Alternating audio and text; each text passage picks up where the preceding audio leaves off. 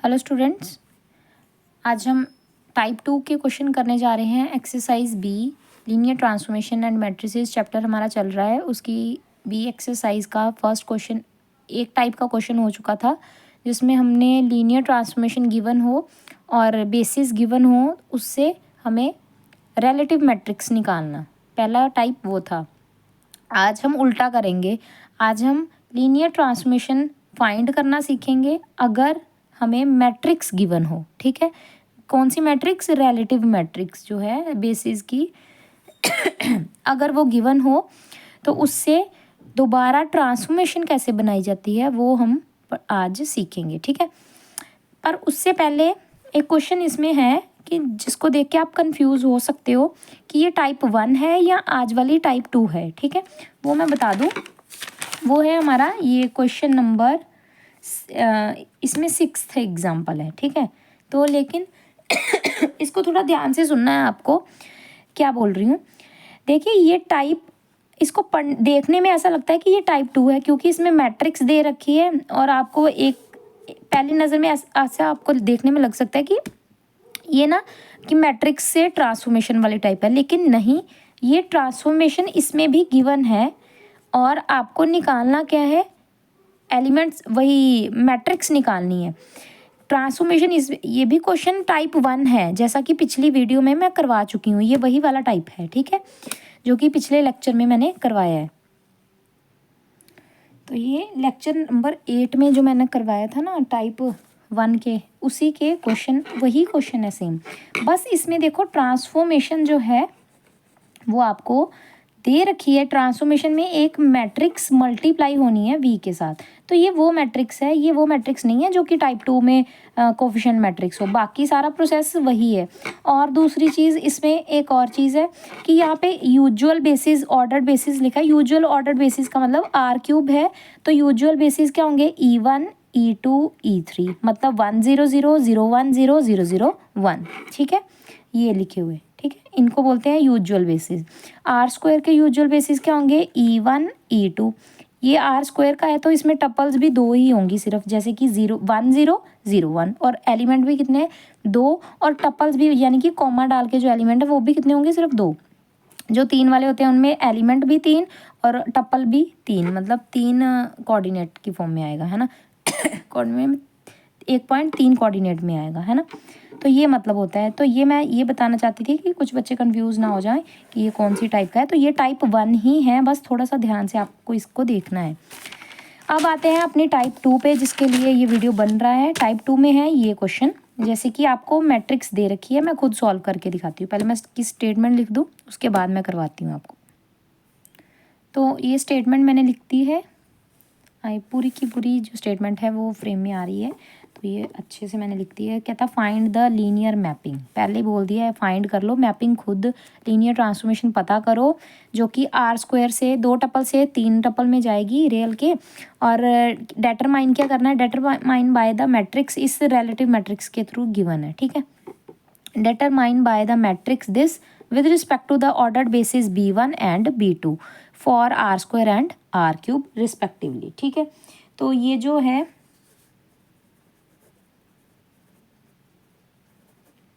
ठीक है, रिस्पेक्टिवली का मतलब B1 जो है वो R² का बेसिस है और B2 जो है वो R³ का बेसिस है। सबसे पहला काम देखो, अगर तो आपको ये वीडियो तभी देखनी चाहिए अगर पिछला वीडियो आता है तो, ठीक है, क्योंकि अगर पिछले वीडियो के स्टेप दिमाग में क्लियर हैं तो ही ये वीडियो समझ में इजीली आएगा। अदरवाइज़ तो ये आपको स्टेप्स रट्टे लगेंगे और तो कुछ नहीं। ठीक है, तो सॉल्यूशन में सबसे पहले हम क्या करेंगे? हमें पता है कि ये जो रिलेटिव मैट्रिक्स होती है ये वाली, है ना, यानी कि इसको मैं बोलूँ अगर TB1 B2 तो कुछ गलत नहीं है, इसका मतलब यही है ना। जो मेरी रिलेटिव मैट्रिक्स है 0 2 1 -1 2 एंड 3, ये किससे बनती है? अगर इससे मुझे क्या चाहिए? कोफिशिएंट मैट्रिक्स बनाऊं तो वो क्या आएगी? इसका ट्रांसपोज, क्योंकि कोफिशिएंट मैट्रिक्स का ट्रांसपोज करो तो रिलेटिव मैट्रिक्स आती है। रिलेटिव का ट्रांसपोज कर दूंगी तो कोफिशिएंट मैट्रिक्स आ जाएगी। 0 2 1 -1 2 3, सही है। अब इसके बाद मुझे क्या करना है? ये कोफिशिएंट मैट्रिक्स आ गई, लेकिन कोफिशिएंट किसके? आपको याद होगा कोफिशिएंट्स मैं कैसे लिखवाती थी? पक्का ट्रांसफॉर्मेशन में उल्टे स्टेप चला रहे हैं, बिल्कुल पिछली वीडियो के उल्टे स्टेप चल रहे हैं यहाँ पे। पक्का ट्रांसफॉर्मेशन में क्या पुट किया गया होगा, बेसिस 1, क्योंकि डोमेन का एलिमेंट जो होगा वही पुट हो सकता है। डोमेन वाली साइड से कौन है, बेसिस नंबर 1। तो बेसिस 1 का पहला एलिमेंट जब मैंने पुट किया होगा और जब वो स्पैन हुआ होगा किसमें, बेसिस 2 में, क्योंकि रेंज के बेसिस तो B2 सेट है, तो स्पैन किस में होगा, इसमें। जब वो स्पैन हुआ होगा 1 1 0, तो आगे का एलिमेंट क्या रहा होगा, कोफिशिएंट। पहली रो जो है वो कोफिशिएंट्स रहे होंगे, तो मतलब 0 कोफिशिएंट मैट्रिक्स की पहली रो ये इनके कोफिशिएंट रहे होंगे, किनके, बेसिस के।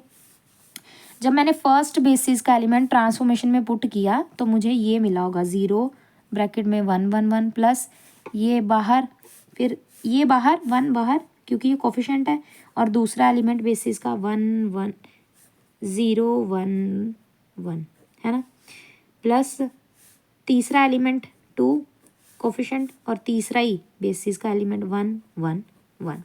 बस ये याद रखना है पुट किसको करना है और स्पैन किसका किया। क्यों, क्योंकि ये डोमेन वाली साइड के बेसिस हैं B1 और B2 रेंज वाली साइड के हैं, तो डोमेन का मतलब है पुट करने के काम आएगा और रेंज का मतलब है स्पैन जो है वो इसमें करनी है ना। अच्छा जी अब इसको क्या करते थे, जब मैं पिछले वाली वीडियो में बोलती थी इसको सॉल्व नहीं करना क्योंकि इससे आपको दोबारा इमेज मिल जाएगी। अब इमेज तो मुझे पता नहीं है, इसको सॉल्व करके अब इमेज पता कर लूँगी।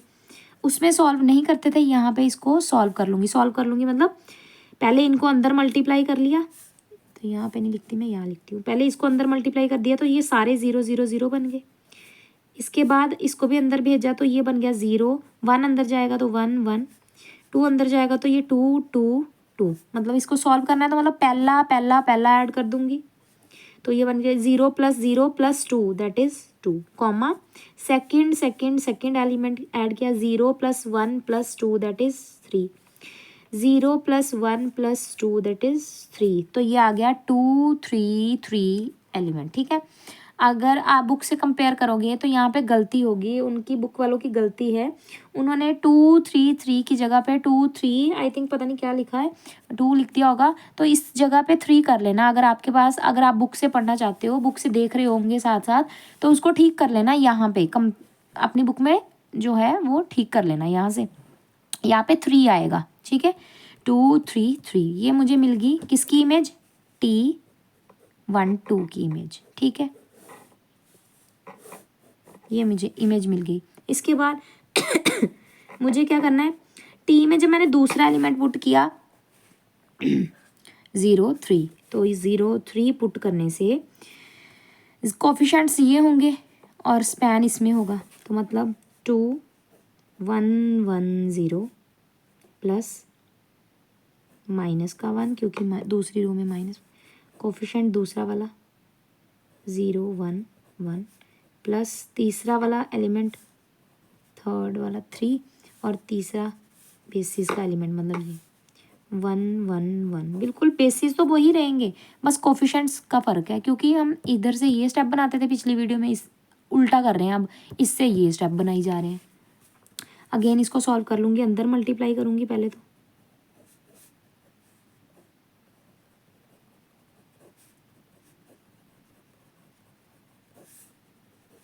फिर अब फर्स्ट को ऐड कर लूँगी, मतलब 2 + 0 + 3 दैट इज़ 5, 2 प्लस माइनस का 1 मतलब 1, तो अगेन 1 को ऐड किया तो 4 बन जाएगा यहाँ पे। ठीक है, 0 माइनस का 1 और ये ऐड करूँगी तो क्या आ जाएगा, प्लस का 2 है ना, तो सिंपल इसको 2 ही बोलूँगी। तो मतलब मुझे इमेज मिल गई किसकी, T0 3 की इमेज 5 4 2 है ना। तो ये अब इन दोनों का यूज़ करूँगी, सिंपल है। आगे अब देखिए स्टेप 2, ये तो हो गया मान लो स्टेप 1 सारा का सारा, जिसमें मैंने बेसिस को पुट किया और कोफिशिएंट्स के हिसाब से अरेंज करके इमेज निकाल ली बस। अब स्टेप 2 मान लो, स्टेप 2 मेरा क्या होगा, स्पैन करना। अब सबसे इम्पोर्टेंट स्टेप, फर्स्ट एक्सरसाइज में कोई दिक्कत नहीं आती थी क्योंकि बेसिस सिर्फ एक ही होता था, जो एलिमेंट लेट किया है उसको स्पैन भी उसी बेसिस में करना है ना, और कोई कन्फ्यूजन नहीं होती थी। लेकिन अब मैं बता दूं कि कन्फ्यूजन अवॉइड करने के लिए याद रखना कि स्पैन मुझे किसका करना है, बेसिस नंबर 1 का, यानी कि जो डोमेन के बेसिस हैं उनका स्पैन होगा। ऐसा क्यों? क्योंकि ट्रांसफॉर्मेशन में पुट जो है वो डोमेन होती है, ना कि रेंज। तो ट्रांसफॉर्मेशन में अगर डोमेन पुट होती है तो जो पुट होगा उसी की ही स्पैन बनेगी। तो पुट की स्पैन यानी कि जो डोमेन की स्पैन है वो B1 में हो रही है, तो स्पैन भी कौन करेगा? B1 करेगा। मतलब करना क्या है स्पैन का मतलब, मुझे क्या करना है एक्स वाई लिया आर स्क्वायर में से, ठीक। आर स्क्वायर से ही क्यों लिया? क्योंकि मैंने बोला ना डोमेन का करना है, तो डोमेन क्या है? Are square. क्यूब नहीं लेना, स्क्वायर लेना है, ठीक है। आर स्क्वायर का एलिमेंट लिया, इसको क्या करना है? इसी के बेसिस में, अब आर स्क्वायर के बेसिस कौन थे? B1। B1 में एलिमेंट क्या थे? 1 2 0 3। इसी में ही स्पैन करना है, ध्यान से। स्पैन करने का मतलब अल्फा सम स्केलर और बेसिस का एलिमेंट, बीटा मतलब दूसरा स्केलर, सम नेक्स्ट बेसिस का एलिमेंट। अब मुझे क्या करना है? इसको सॉल्व करना है। कैसे? अल्फा प्लस 0 बीटा पहला, फिर पहली बात इसको अंदर भेज देना, मतलब इसको ऐसे अल्फा 2 अल्फा प्लस ये अंदर जाएगा बीटा, तो 0 3 बीटा। पहला पहला ऐड होगा, दूसरा दूसरा ऐड होगा, तो मतलब पहला पहले के साथ ऐड होगा, तो alpha 2 alpha plus 3 beta equals to x comma y, ठीक है। तो यहाँ पे अल्फा की वैल्यू आ जाएगी, पहले को पहले के साथ कंपेयर करना है, मतलब एक्स, दूसरे को दूसरे के साथ कंपेयर करना है, ठीक है।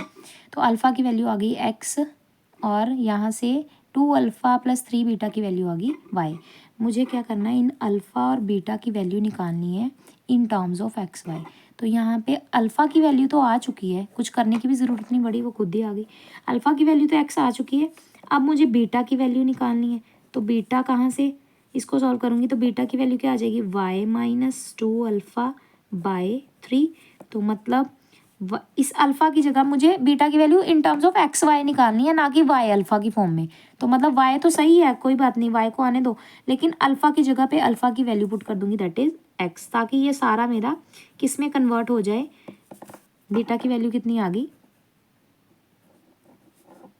Y minus 2x by 3।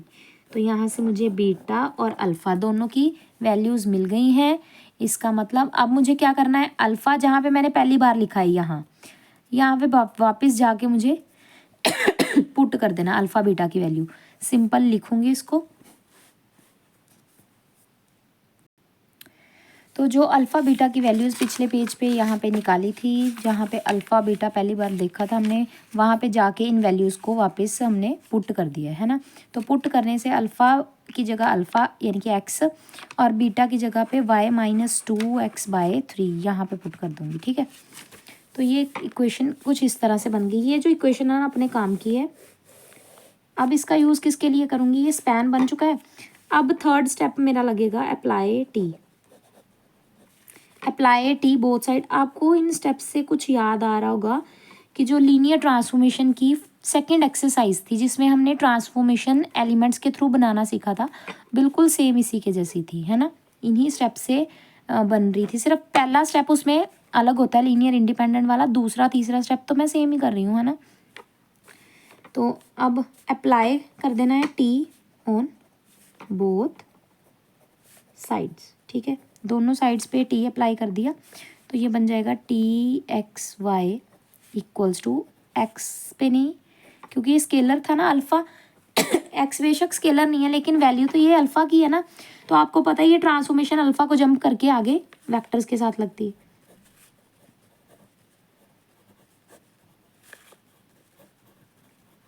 तो ये हो गया। अब जो पिछली वैल्यूज़ थी जो यहाँ से निकाली थी पिछले पेज पे, है ना, कौन सी? ट्रांसफॉर्मेशन ऑफ 1 2 की इमेज क्या है? 2 3 3, और ट्रांसफॉर्मेशन ऑफ 0 3 की इमेज क्या है? 5 4 2। तो ये वैल्यूज़ यहाँ पे पुट कर दूँगी।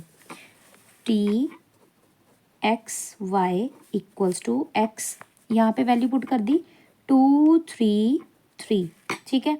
और इसके बाद plus Y minus 2x by 3, ठीक है। और यहाँ पे ट्रांसफॉर्मेशन ऑफ 0 3 3, तो कितना था? 5 4 2। तो यहाँ पे पुट कर दूंगी 5 4 2।